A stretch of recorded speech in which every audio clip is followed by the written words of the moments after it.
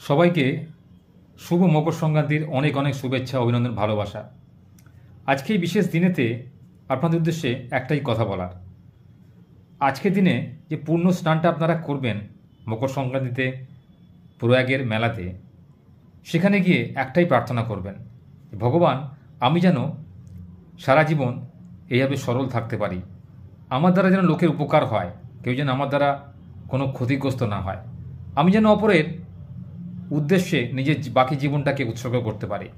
তুমি আমার সমস্ত পাপকে ধুয়ে দাও, আমি আর জ্ঞানত কোনো পাপ কাজ করতে চাই না। যদি কোনো পাপ কাজ করে থাকি আমার অজ্ঞাতসারে, সেটাকে তুমি ক্ষমা করে দাও। অবশ্যই সেই পথে চলুন যে পথে গেলে আপনার মঙ্গল হবে, দশের মঙ্গল হবে, দেশের মঙ্গল হবে।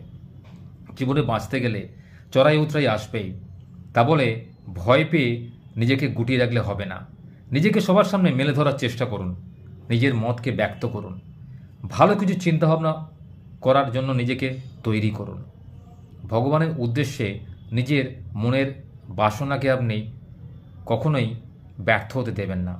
আজকের বিশেষ দিনে আপনি অবশ্যই ভগবানের সান্নিধ্য পেতে পারেন যদি সেই মতো আপনি নিজের মন থেকে ভগবানকে কিছু প্রার্থনা জানান।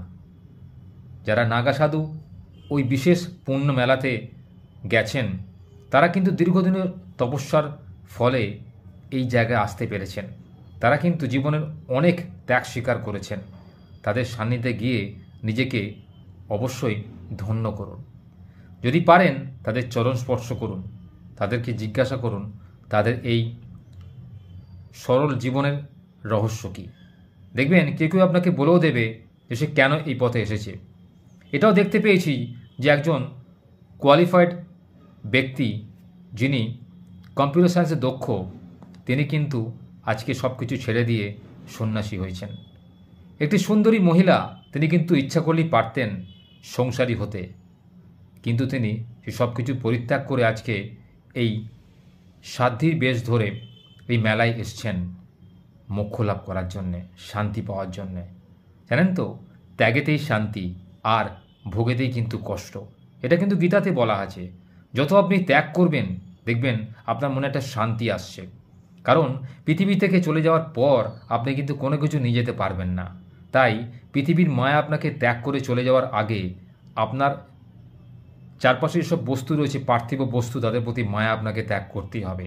এই মায়া যদি ত্যাগ না করতে পারেন তাহলে কিন্তু পৃথিবী থেকে চলে যাওয়ার পরও আপনাকে আবার পৃথিবীতে ফেরত আসতে হবে সেই মায়াকে মেটানোর জন্য বা কাটানোর জন্যে। অতএব নিজেকে সেই মতো তৈরি করুন।